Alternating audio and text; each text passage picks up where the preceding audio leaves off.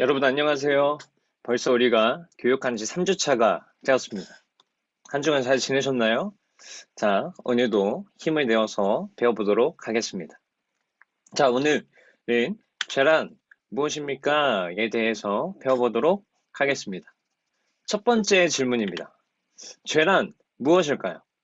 여러분, 죄란 무엇이라고 생각하십니까? 우리가 죄를 지을 것이 뭐가 있을까요?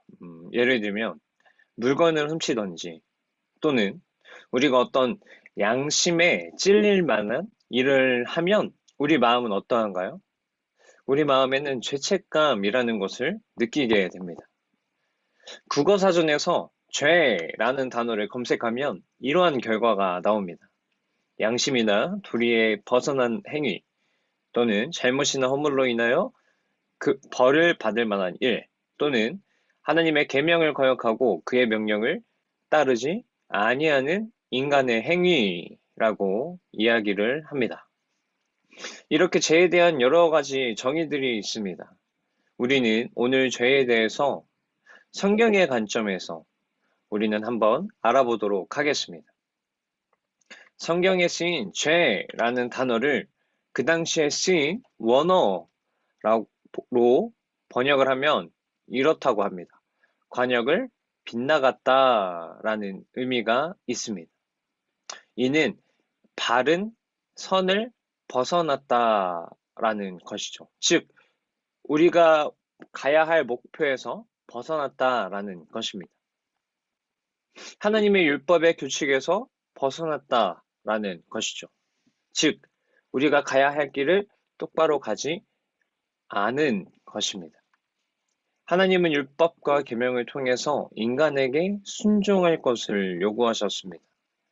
하지만 처음에 인간은 하나님의 율법과 계명을 순종하지 않아, 즉 가야 할 길을 올바르게 가지 않아 죄라는 것을 짓게 되었습니다. 이로 인해 사람은 모두 죄라는 것을 가지게 되었죠. 그러면 도대체 누가 죄를 지은 것일까요? 자, 바로 이어서 두 번째 질문입니다. 최초로 누가 범죄하였는가입니다. 창세기에서는 그가 누구인지 알려줍니다. 여자가 그 나무를 본즉 먹음직도 하고 보암직도 하고 지혜롭게 할 만큼 탐스럽기도 한 나무인지라 여자가 그 열매를 따먹고 자기와 함께 있는 남편에게도 주매 그도 먹은지라. 말씀을 보면 한 여자가 등장을 합니다. 그 여자는 먹음직도 하고 보암직도 하고 지혜를 줄 것 같이 맛있고 탐스러운 나무에 달린 열매를 보았나 봅니다. 그리고 그것을 따서 맛을 보았더니 너무 맛있었는지 남편에게도 가서 그것을 맛을 보라고 주었고 그 남편도 같이 그 열매를 먹었다고 이야기합니다. 여기서 등장하는 여자는 누구이고 남자는 누구일까요? 네, 맞습니다. 바로 여자는 하와이고 남자는 아담입니다. 이들이 먹은 과일은 무엇일까요? 그것은 바로 선과 악을 알게 하는 선악과였습니다. 이어서 세 번째 질문입니다. 아담이 불순종한 내용은 무엇인가요? 입니다. 방금 전에 조사님이 그들은 선악과를 먹었다고 이야기를 했습니다. 근데 선악과에 대해 중요한 사실이 있습니다. 그것은 바로 창세기 2장 17절의 말씀인데 선악을 알게 하는 나무의 열매는 먹지 말라. 네가 먹는 날에는 반드시 죽으리라 하시니라. 이들이 먹은 열매는 무엇일까요? 그것은 바로 하나님이 먹지 말라고 명령하신 반드시 먹으면 죽으리라고 말씀하신 그 열매, 선악과입니다. 지금 이들은 무엇을 한 것입니까? 하나님이 먹지 말라고 명령하신 것을 따먹은, 즉 하나님의 말씀대로 살지 않은, 행하지 않은 죄를 범한 것이죠. 하나님의 말씀에 불순종을 하게 된 것입니다. 하와는 왜 선악과를 먹었고 그것을 아담에게 가져다 주어서 하나님께 불순종하는 죄를 짓게 되었을까요? 그것은 바로 뱀의 속임수에 있습니다. 뱀의 꼬임에 넘어간 것이죠. 창세기 3장의 1절에서 6절을 보면 뱀과 하와의 대화가 등장을 하게 됩니다. 뱀이 하와에게 선악과를 먹으면 죽는 것이 아니라 그걸 먹는 날에는 너희의 눈이 하나님과 같이 밝아져서 하나님과 같이 될까봐 하나님이 금지시킨 거야 라고 하와를 속이게 되죠. 그의 속임에 하와는 넘어가서 선악과를 아담과 같이 먹게 되고 하나님께 불순종하는 그러한 행위를 하게 된 것입니다. 이로 인해서 그들은 인류의 첫 죄를 짓게 되었습니다.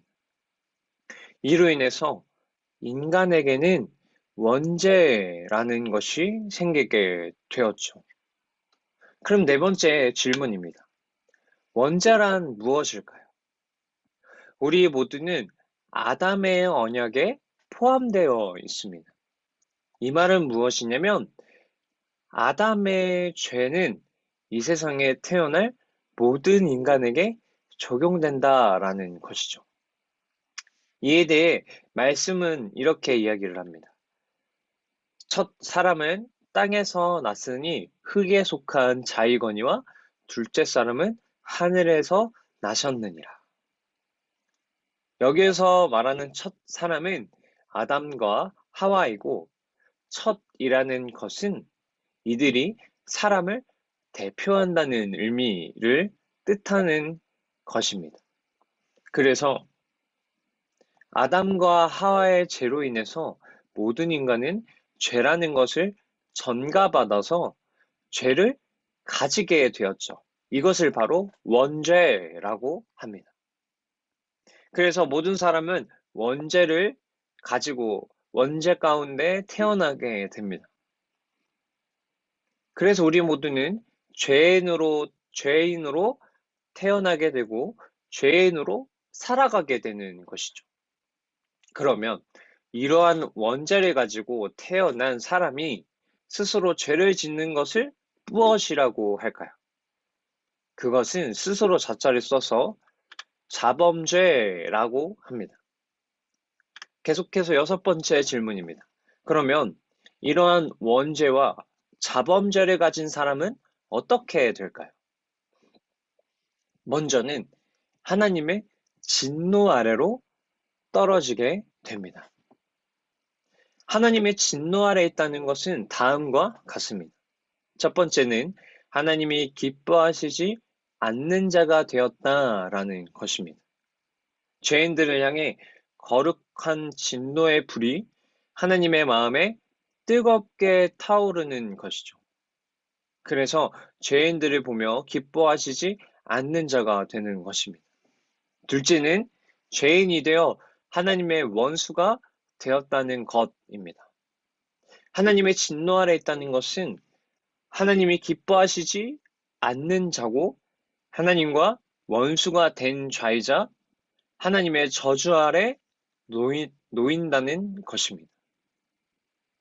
이처럼 모든 죄인인 사람은 하나님의 진노와 저주 아래에 놓이게 됩니다. 그래서 죄인들은 지옥의 무저갱으로 계속해서 떨어지게 되는 것이죠. 하지만 사람들의 죄를 보실 수 없으신 하나님은 계획을 세우기 시작하십니다. 마지막 질문입니다. 하나님의 계획은 무엇일까요?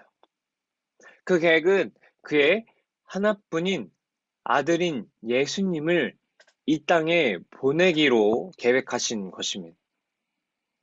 인간의 모습으로 이 땅 가운데 보내셔서 이 죄 많은 사람들을 위해서 인간으로 모습으로 이 땅에 오신 예수님께서는 인간들을 대신해서 십자가에 못 박히게 되십니다. 이 십자가에 못 박히심으로 인해서 예수님께서 인간의 죄를 대신 짊어지시고 인간의 죄를 용서받게끔 해주신 것이죠. 그래서 우리는 모두 하나님의 구원을 다시금 이룰 수 있는, 받을 수 있는 사람이 되었습니다. 그래서 우리는 구원받은 자라고 이야기를 하는 것이죠. 우리는 구원받은 자이기 때문에 더욱더 계속해서 하나님 앞에 나아가야 하는 자가 되어야 합니다. 그래서 우리는 죄로 짓는 자가 되는 것이 아니라 계속해서 하나님을 바라봄으로 하나님을 향하여 나아감으로 우리는 죄에서 더욱더 멀어져서 하나님께 속한 자가 되어야 하는 것이죠. 우리는 오늘 죄에 대해서 배워보았습니다.